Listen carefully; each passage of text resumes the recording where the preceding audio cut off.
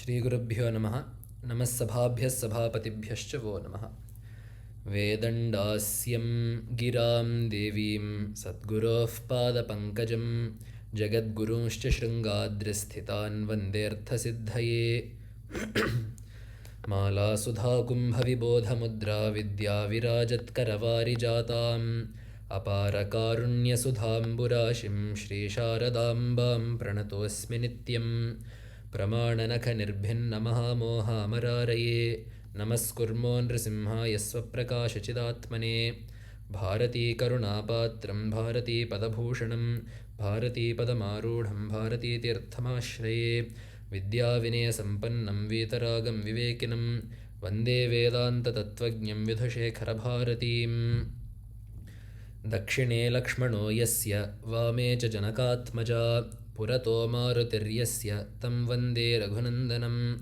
लोकाभिरामं रणरङ्गधीरं राजीवनेत्रं रघुवंशनाथं कारुण्यरूपं करुणाकरन्तं श्रीरामचन्द्रं शरणं प्रपद्ये. Namaskaram to everyone. So as Raju uncle said, we celebrated Ramanavami a couple of days ago. So I thought it would be nice to talk about Ramajananam today, the birth of Rama, and specifically the birth of Rama from Champu Ramayana or Bhojaraja. So generally the sampradaya on Ramanavami is to read the three events of Ramayana that happened on that tithi of Navami, namely Ramajananam, the birth of Rama, Rama Kalyanam, his marriage, and Rama Pattabhishekam, his coronation as king of Ayodhya after he returns from exile, from his 14-year Vanavasa. So these three events are said to have happened on this Chaitra Shuddha Navami. So in this month, it is on that day, it is tradition to do Parayana of those three sargas from Valmiki Ramayana. But since I'm sure all of you either must have read or heard some parts of these from Valmiki Ramayana, I thought I would share how these texts are discussed from Champu Ramayana, which is a kavya written by Bhojaraja. So whether this Bhoja is the Bhoja from the Kalidasa stories or not, we don't know. But he was he was the king of the Vidarbha Desha, and he wrote Champu Ramayana. So what is Champu? In kavya, so in works of poetry, there are three classifications. Padya, which is completely in meter, poems. Gadya, which is completely prose, and then Champu. So Gadya Padyatmakam Kavyam Champurithyabhidhiyate. So a work that consists of both poem and prose is called Champu. So this Champu Ramayana is such a kavya that has both padya in it, so both poems, and gadya, both also vachana in it. So there are some very nice vachanas too, and quite frankly there's a lot of hints of what later becomes classic Telugu poetry. So the classic Telugu kavyas that we have, Manucharitra, Vasucharitra, the way these work in terms of having poems and vachanas in the middle, and also the types of vachanas that they write. So some are just very quickly for one person to transition to the next speaker, and some of these are long descriptive varnanas of places that are very filled with samasas. So we see the Telugu Maryada kind of drawing its roots from this. So in any case though, this Champu Ramayana it's a very beautiful work of Sanskritam. So I thought I would do the first part of Balakanda and discuss some nice shlokas up to the point where Ramachandra is born.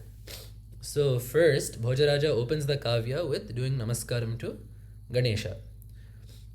Lakshmistanotu nitaramitaranapeksham Lakshmistanotu nitaramitaranapeksham Anghridvayam nigamashakhi pravalam Hairambamam Burhadambara Chaurya Nignam Vignadribheda Shatadhara Dhurandharannaha. So this is the first verse of Champu Ramayana. So he did prayer to Ganapati, Vigneshwaram Vignashantiye, for the sake of removing obstacles, and it's a very nice poem. So he starts with the word Lakshmi. So Lakshmi, as we all know, is the word for not just Lakshmi Devi, but also the word for beauty, fortune, wealth, sampat, things like this. So there's a maxim. So devata vachaka shabdaha echa bhagdradi vachakaha techa sarve anindyasyuh lipito ganato piva. So words that are the names of devatas, or words that mean auspicious. So kalyana, kushala, bhadra, shri, words like this, they are anindya. They are without blemish, and therefore they are good to be put in the beginning of any kavya or any undertaking. So he starts the word with Lakshmi. So may that anghridvayam, may those 2 feet of what Hairambam, those 2 feet of Hairamba, of Ganapati, may those give us Lakshmi. And then he proceeds to describe the feet of Ganapati. So Nigamashakhi Shikha Pravalam. So generally feet are compared with pallavas, with buds, blossoms, because they're soft and tender, right? That's why we also call them Pada Padma, like lotuses. But these feet of Ganapati are Nigama Shakhi Shikha Pravalam. So if Nigamas are Vedas, Shakhi, if the Vedas are trees, the buds that are sprouting on the ends of the trees of the Vedas are Ganesha's feet. So the ends of the Vedas are what? Vedanta. So Ganesha's feet are the Brahman that is talked about in Vedanta. This is one thing he has said. Then Amburuha Dambara Chaurya Nignam. These feet are not just Brahman, but there are thieves too. They have stolen the Dambara of Amburuhas. So Dambara is pride, Garva, and Amburuha is lotus. So these feet have stolen the pride of lotuses, meaning they are so much more beautiful than a lotus could ever be. So Amburuha Dambara Chaurya Nignam Vignadri Bheda Shatadhara Dhurandharannaha. So, and if Vignas are Adris, if Vignas are mountains, the one thing that can destroy a mountain in our Puranas is Indra's Vajrayudha, which he used to cut the wings off mountains. So Bhagavan's feet, so Ganesha's feet, are like the Vajrayudha that is used to destroy the Vignas of obstacles. So in this small short shloka, he has a very nice meaning, but even more so, I want to bring to attention the beauty of the words. So Amburuha Dambara, Chaurya Nignam Vignadribheda. The beauty of a Champu Kavya comes from such similar sounding words placed next to each other, and you will see that throughout the course of the shlokas that we'll talk about today. Lakshmi istanoto nitara mitara napeksham anghridvayam nigamasha khishikha pravalam hairamba mamburu hadambara chaurya nignam vignadribheda shatadhara dhurandharannaha. So this is the way that the Champu Kavya runs, and actually Bhojaraja says Vadya Kalana Kaliteva Gitihi. It is the mixture of these words of prose with Padya is like having a vocal concert mixed with Vadya next to it, mixed with accompaniments, so instruments next to it. So this is the way that it is written. And then starting the story, Bhojaraja picks up Ramayana from where the first sarga of Balakanda and Valmiki end. So in Valmiki Ramayana, the first sarga is a synopsis of Ramayana in the entirety. So Valmiki Maharshi asks Narada if someone konvasmin sampratam loke gunavan viryavan dharmagnyah kritagnyah satyavakyah dridhavratah charitrena yuktaha sarvabhuteshu hitaha vidvan samarthaha priyadarshanaha, all these 16 qualities he lists out and asks Narada Maharshi, is there anyone in Kali Yuga currently, or not Kali Yuga, in this present time, Sampratam, in this world, who is possessed with such qualities? And then Narada says, of course, we have Rama as the king right now of Kosala. And then he talks about the story of Rama and Rama's qualities and all of that. So he starts it from there. He does not do the synopsis of Ramayana in the beginning. Vacham nishamya bhagavan satu naradasya Prachetasah pravachasam prathamah kavinam madhyandinaya niyamaya maharshi sevyam punyamavapa tamasam nihantrim. So this is where the katha starts from. So Naradasya vacham nishamya, having heard Narada's speech, namely having heard Narada Maharshi's account of the Ramayana, Prachetasah, the son of Prachetas, so Valmiki Maharshi, pravachasam kavinam prathamaha. The one common factor across all of Samskrita Sahitya is that everyone has immense bhakti for Valmiki Maharshi. So whether it be Kalidasa, whether it be Bhojaraja, whether it be Dandi, whether it be Bhavabhuti, whether it be anyone in any language for that matter, the one thing that they have in common is that they all are very devoted to Valmiki Maharshi because he is the Adikavi. If he had not started this tradition of poetry, of man-made poetry, they would not have been able to belong to a living, existing tradition. So it is customary that Valmiki Maharshi is always discussed in the highest terms. So Bhojaraja says here, Pravachasam Kavinam Prathamaha. He is the first among all great poets, not just by time span, but in terms of his capability and ability. So what did he do? Madhyandinaya Niyamaya, for the sake of his rituals and all that had to be done in the Madhyana, so Madhyanika Sandhya Tarpana, etc., etc. He went to the Tamasa Nadi. And to say Valmiki went to Tamasa Nadi is a very normal thing to say. But what Bhojaraja says is Punyam avapa tamasam nihantrim. So the word tamasam comes twice. The first time it means tamasam. So tamasa, the akaranta strilinga, and the object form of that. So he reached the river Tamasa.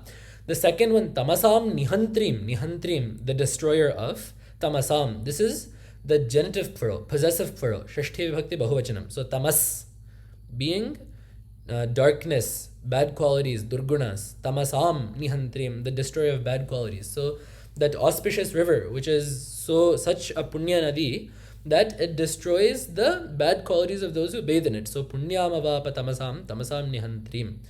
And when Valmiki Maharshi gets there, he of course sees the hunter shoot the two birds. He keeps the first shloka that was ever uttered by man that Valmiki has in his Ramayana. So Manishada Pratishtham Tvagama Agama Shashvati Samaha. You all have probably heard that shloka from Raju Uncle and from other well-distinguished speakers several times, so I won't go into that too much. But he hears that.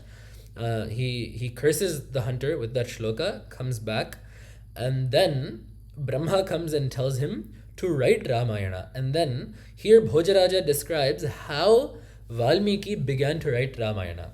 Atha sarasijayo ne rajñaya rama vrittam karavadara samanam prekshya drishtya pratichya shubhamatanuta kavyam svadu ramayanakyam madhumaya phanitena margadarshi maharshi.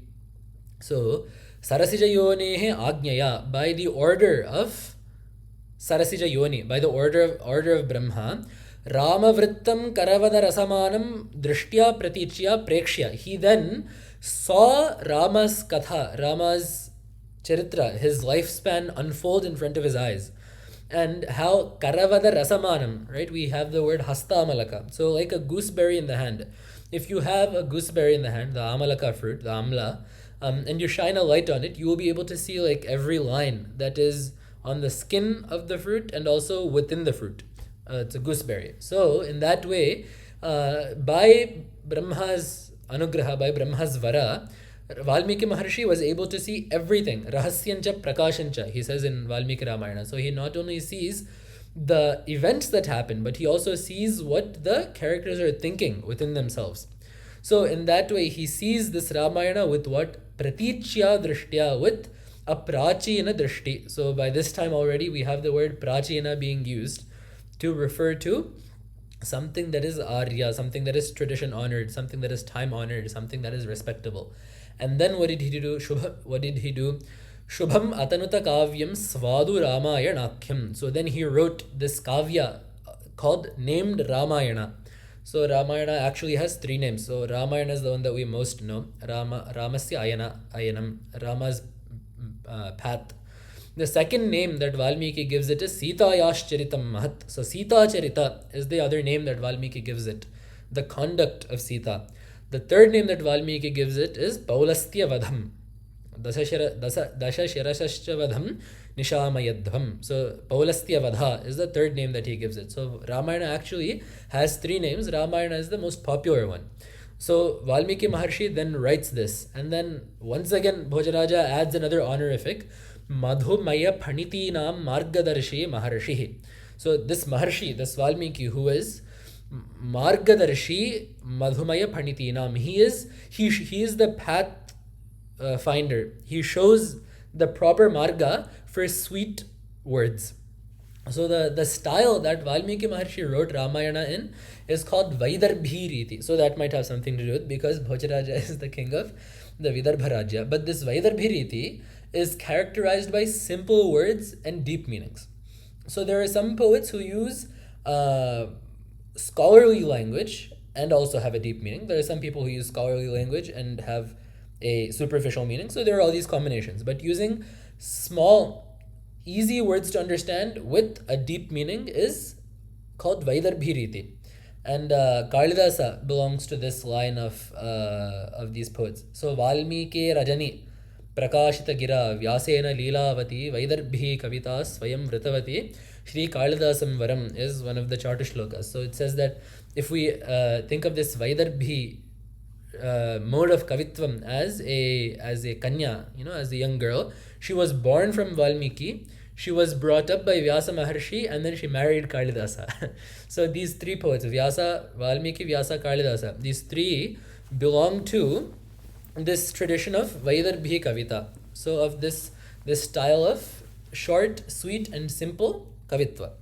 So having written this, he then gets into the story. So of course we start in Ayodhya. Asti prashasta jinalochananam ananda sandayushu kosaleshu Agnya samutsarita danavanam rajnyam ayodhyeti puri raghunam. So this is the description of Ayodhya that he is giving. So asti, there is. What is there? Raghunam puri. There is a nagari, a city, Ayodhya iti. So by name Ayodhya, where Janalochananam Ananda Sandayishu Kosaleshu.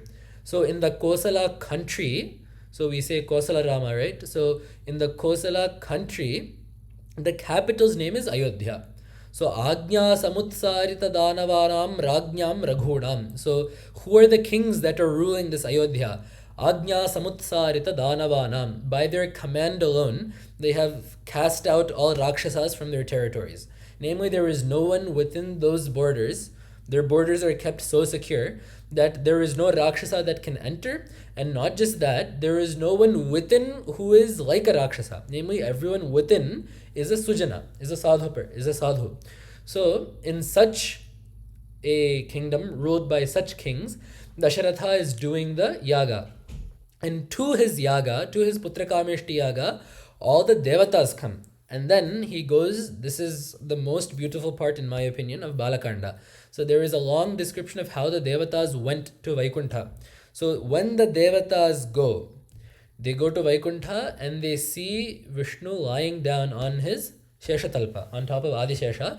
And here Bhojaraja writes a series of 2 or 3 shlokas that I don't know if I'll be able to do them justice by explanation, but we need to at least try. So we'll talk about those.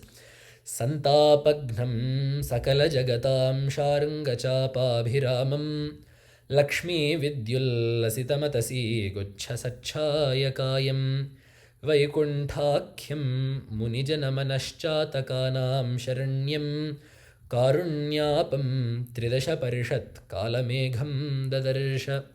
So this Tridasha Parishat, this conglomeration, this group of Tridashas, of Devatas. So this group of Devatas, Dadarsha, they saw. What did they see? He didn't say he saw Vishnu. That's what a normal person would say. He saw Kalamegham. He saw a rain cloud. He saw this group of Devatas went and saw a rain cloud. What rain cloud did they see? Santapagnam sakala jagatam. So what do rain clouds do if it's summer, right? If it's hot outside, they rain and get rid of the heat. So this rain cloud is getting rid of Santapa for the 3 worlds.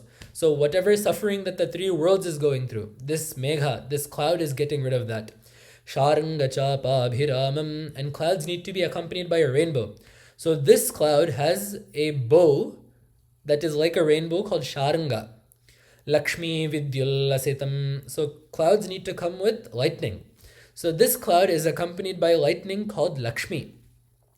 Atasi guchhasachayakayam. So clouds are dark in color. So this cloud is looking like a bunch, a cluster, a bouquet of atasi flowers, which are very dark flowers.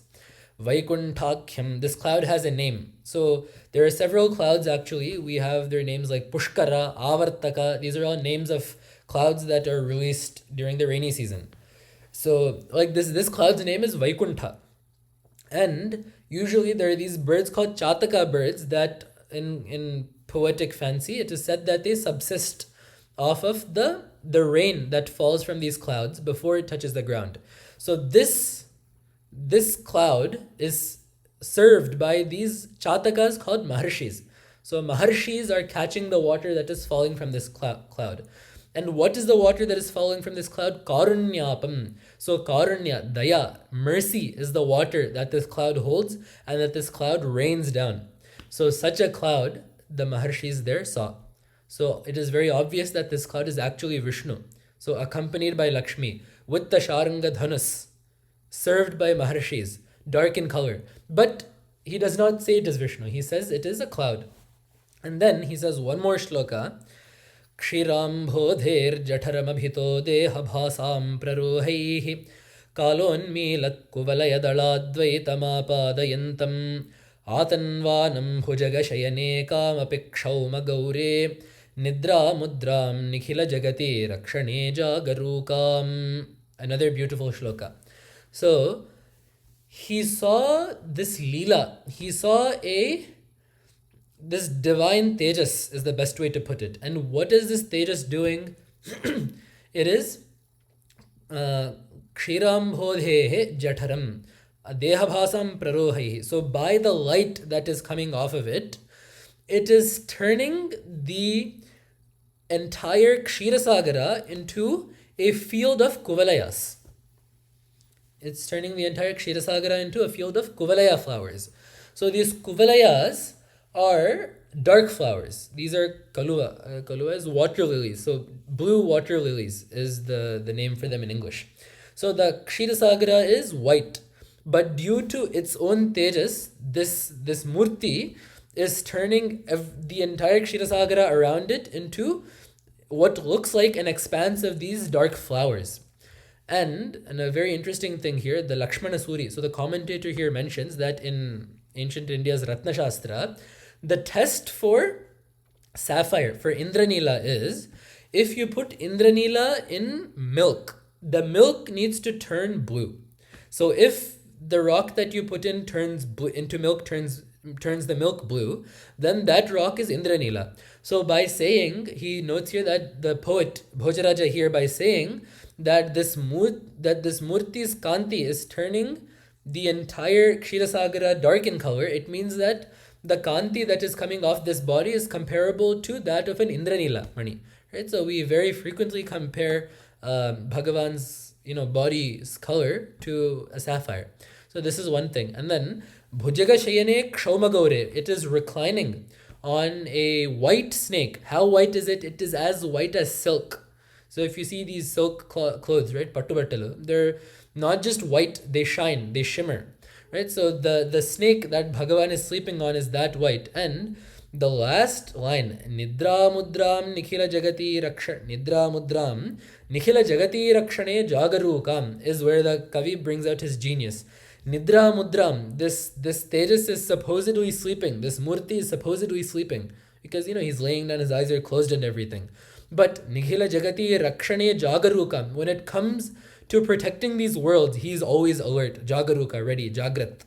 So he is sleeping, but he is always alert in protecting the world, right? So we see some people every now and then, they'll be sleeping, but they're listening to everything. They're always alert. They're always ready for whatever happens. So this murti is like that.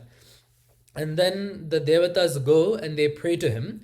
And very interestingly, although by the time of Ramavatara, Matsya, Kurma, Varaha, Narasimha, Vamana, Parashurama. So 6 avatars have already taken place.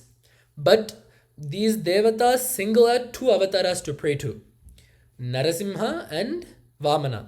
So they pray to Bhagavan as Narasimha.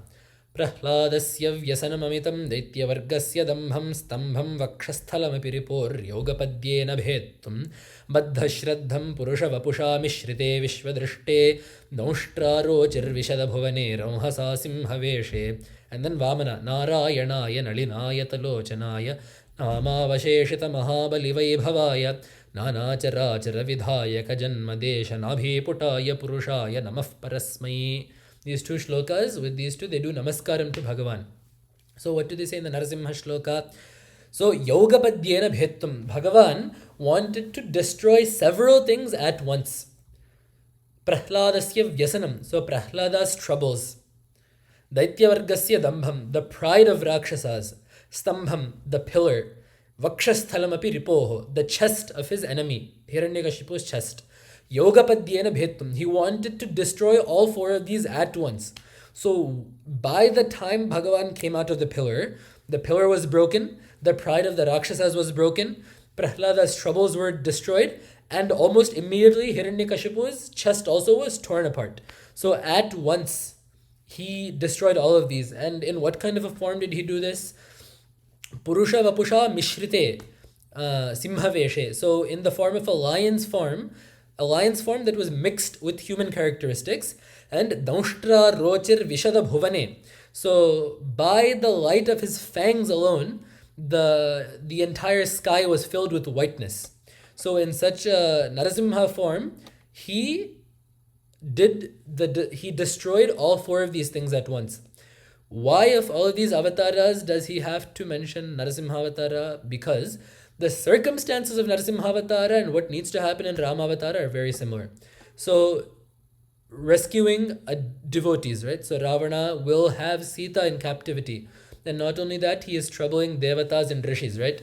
So that is one thing. Then Daityavargasya Dambham. So there are people like Khara and Doshana in the Dandakaranya who are prideful. So just as the Rakshasas under Hiranyakashipu's reign were arrogant, the Rakshasas under Ravana's reign are also getting very arrogant. Then also Vakshasthalamapi ripoho. So there is an enemy that he needs to destroy. In that case, it was Hiranyakashipu, and here it is Ravana. So for this reason, they remind him of his Narasimhavatara and then also of Vamanavatara. Because for the same thing happened here. Bali had taken over the kingdom of the Devas.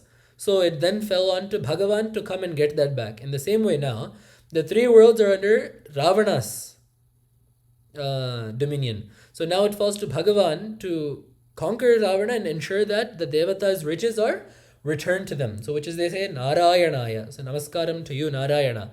Nalinayata Lochanaya, whose eyes are as wide as lotuses. And then Namavasheshita Mahabali Vaibhavaya, who made Bali's Aishwarya, made Bali's prosperity remain only in name. Meaning, he stole everything away, only the name, Namamatra Vashishta, it was left. So doing namaskaram to such a Narayana, they stood there, and then Bhagavan welcomes them, and then he asks, what is the problem? And then the Devatas tell him, Enam Purana Nagarim Nagariti Salam Salabhirama Bhujanirjita Yaksharajaha Helabhibhuta Jagatam Rajani Charanam Raja Chiradavati Ravana Namadheyaha. So there is this ancient citadel, ancient fortress named Lanka that was built by Vishwakarma. It originally belonged to Kubera, but Ravana gave him the boot, kicked him out, and then set up his kingdom from there. And it would be okay if it was just him ruling from there. But what did he do? Hela Abhibhuta Jagatam Rajani Charanam Raja. The Rakshasas that he commands, the Rakshasas under his command, have taken to tormenting the three worlds. So it falls to you, Bhagavan, to restore these three worlds from Ravana's clutches. And then they go through a long description of everything that Ravana is doing and how he has stolen their women, he has stolen their kingdom, he has stolen their riches, he has defaced Nandanavana and all of this. And after hearing all of this, a very nice shloka, Bhagavan smiled. To describe that smile, Bhojaraja writes a small Anushtup shloka. Indra Neela cha lodancha chandrika dhavala smitaha vachamuche sudhadharam madhuram madhusudanaha. Those of you who know Sanskritam are fortunate because you can experience the shloka in its fullest. Madhusudanaha madhuram vacham uche. Madhusudana, Vishnu, spoke sweet words. And how did he speak them? First, he smiled before speaking. What was that smile like? Indra Neelachala Udancha Chandrika Dhavala Smitaha. So imagine a mountain of Indranilas. So we are happy in itself if we have one stone of sapphire in a ring or on a necklace. But now imagine an entire mountain of Indranila, of sapphire. Now, on top of that mountain, imagine close to the peak, there is a crescent moon, a Chandra Rekha. So, with a smile, that was like the crescent moon in front of an Indranila mountain. With such a smile, Bhagavan spoke. This is the simile that he uses. So, Bhagavan is dark like the Indranila mountain, and his smile is like a crescent moon. But then there are some people who they look very nice, but when they speak, the speech only causes hurt to other people. Bhagavan is not like that, which is why Vachamuche Sudhadharam. So Chandra is supposed to drip Amrita. True to his smile, Bhagavan also spoke words that were like Sudha, that were like Amrita. Vachamuche Sudhadharam Madhuram. But just because he is speaking nicely and he looks very handsome and pretty does not mean that he is a soft person. He is Madhusudana. He's the slayer of Madhu and Kaitabha. So to kill Madhu and Kaitabha was no easy feat. He fought for days and years on end to kill Madhu and Kaitabha. So he has that capability of warfare and prowess within him and strength. But yet he smiled so beautifully and he spoke so beautifully. So in this one small shloka, Bhojaraja puts in several things, several important aspects that we need to keep in mind when discussing Bhagavan and his qualities.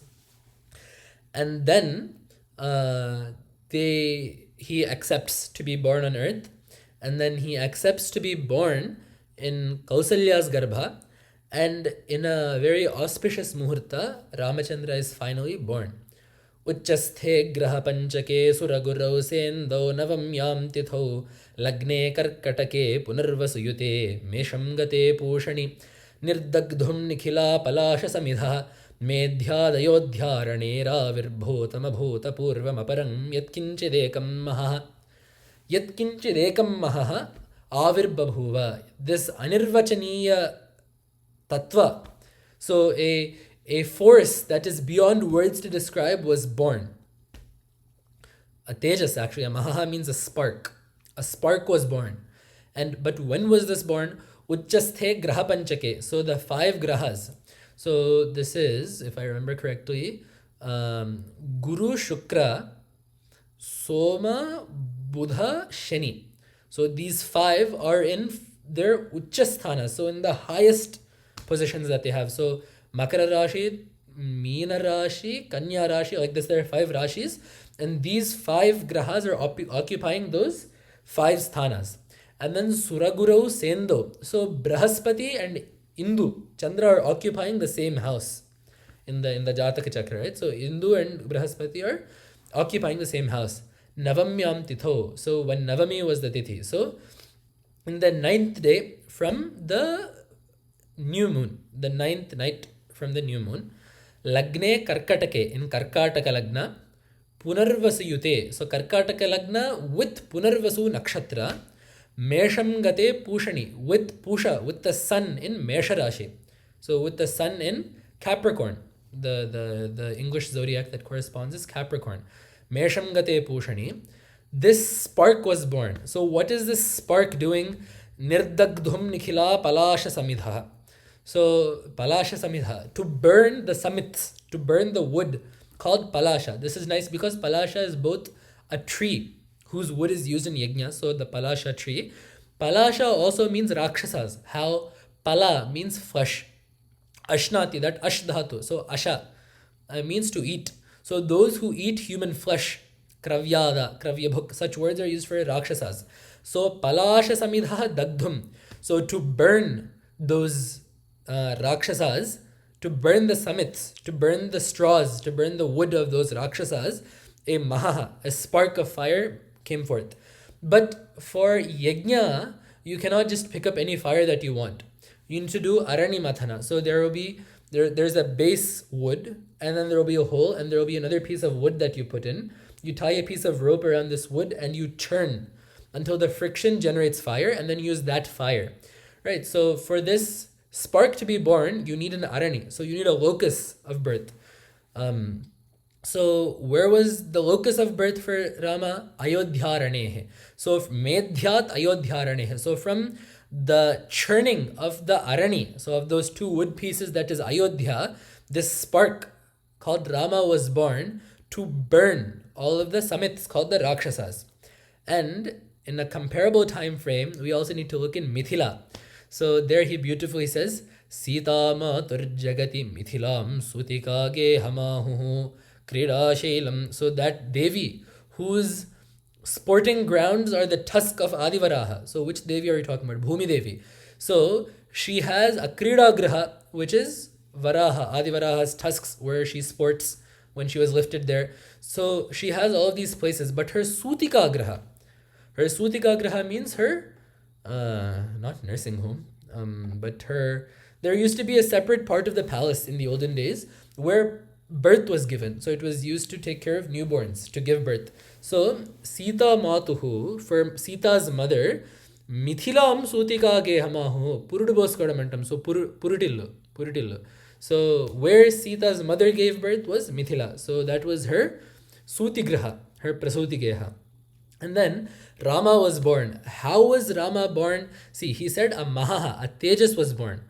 Tejas, sparks of fire, don't have names, right? They only have a form. So with what name was this spark born?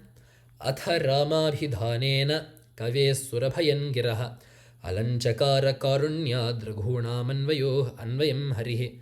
So Harihi Raghuna Manvayam Alanchakara. So Vishnu adorned the Raghu Vamsha. Alanchakara, Alamakarot, Alankarotisma. So the past tense of Alankaroti is Alanchakara, Karunyat, with mercy. Bhagavan Vishnu adorned the Raghu Vamsha. But how did he do it? Rama Bhidhanena, with the name Rama. So Tyagaraja writes a beautiful name, right? Peridi ninnu pinchinavare vare varini chupave. Sara Sara Tara Tarakanamamu Peridi. So by giving you this Tarakanama, who gave you this name and raised you? Forget about who raised you. Peru Idi, who gave you this name? So Tyagaraja is beside himself with the joy of this one Rama Nama, the name Rama. So they took Ra from Namo Narayanaya and Ma from Namah Shivaya, put the two greatest mantras together, made Rama. Ramante yogino nityam nityanande chidatmani tasmad ramapade naso parabrahma bhidhiyate. Because yogis always find happiness in him, because they do ramante in him. They call him Rama. Parabrahma is called Rama. So this wonderful name that inspires people for millennium centuries to come, this wonderful name that has such mahima, with such a name, and forget about this punya and all of this. Kave Surabhayan Giraha. With that one name, Rama gave a fragrance to the words of every poet to come in India.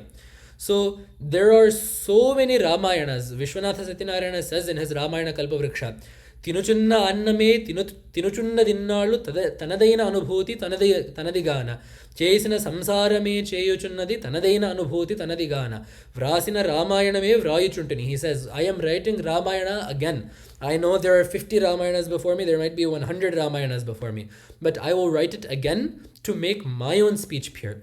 So with that one name of Rama, he gave beauty to generations upon generations upon generations of Indian poetry. How many people have not wrote Ramayana in Sanskritam and otherwise? So with such a name, Rama was born. And we'll quickly talk about the other brothers too and then close. Tamena manujayanta trayastretagnitejasaha Svaisvair lokottarair gunaihi bhrataran chanukurvanti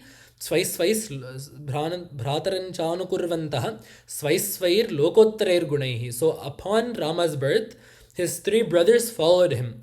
Bharatastasya Kaikeyam, and then Lakshmanaschapi Shatrughnau Sumitrayang Kritodayo. So Lakshmana, Bharata and Shatrugna were born. What did these three look like? Tretagni Tejasaha. So Grahasthas are supposed to maintain three fires: Dakshina, Ahavaniya, and Garhasthya. So these three fires Grahasthas are supposed to maintain. So these three brothers were born with the Tejas of those three fires. And then these four brothers grew up together. Eta vavridhire viraha brahmakshemaya dikshitaha lokananda mukundasya chatvara iva bahavaha. So these four grew up. Brahmakshemaya dikshitaha. They were bound to ensuring that Go Brahmanebhya Shubhamastu Nityam is one meaning, but Brahma Kshemaya means they were bound to Veda. Brahma means Veda. So they were bound to making sure that Veda was protected. They were bound to making sure that those who studied Veda were protected. They were bound to making sure that the way of life prescribed in Vedas was protected. They were bound to making sure that the dharma told in Vedas was protected. So to protect these though, what were they like? Lokananda Mukundasya Chatvari Eva Bahavaha. Like the four arms of Vishnu. Right? So Bhagavan's four arms are what only used to protect the world. So even in the Dvadasha Manjari, he says, Shankachakra Gada Padma Dharash Chintyaha Harer Bhujaha Peenavrittaha Jagadrakshaha Kevalodhyoginaha Anisham. So there, I think it's Madhvacharya. I could be wrong, but Madhvacharya is saying, I think of those four arms of Bhagavan. So Shankha Chakra Gada Padma Dharaha. They are holding Shankha Chakra and Gada Padma. Peenavrittaha. They are, well-rounded, muscular. Jagadrakshaha. They protect the worlds, and more importantly, Kevalodhyoginaha. They never take off days. These arms do not have off days in protecting the world. They are always engaged in protecting the world. So because these four brothers are always protecting the world like that, they look like the four arms of Bhagavan. So thus Bhojaraja describes many more things in detail. The highlight of Bhoja Ramayana, as it is for Valmiki Ramayana, is Sundarakanda. Sundarakanda is the most beautiful kanda that he writes in. The poetry reaches a peak there. And there are every single kanda is very nice in Bhoja Ramayana, so we can talk about that later. But with Ramanavami in mind, I just wanted to cover the portion up to Rama's birth. So with Namaskaram to Ramachandra, I will stop here. Mangalam Kosalendraya Mahaniya Vishwane Chakravarti Tanujaya Sarvabhaumaya Mangalam Veda Vedanta Vedyaya Meghashyamala Murtaye Pumsam Mohana Rupaya Punya Shlokaya Mangalam. Namaskaram.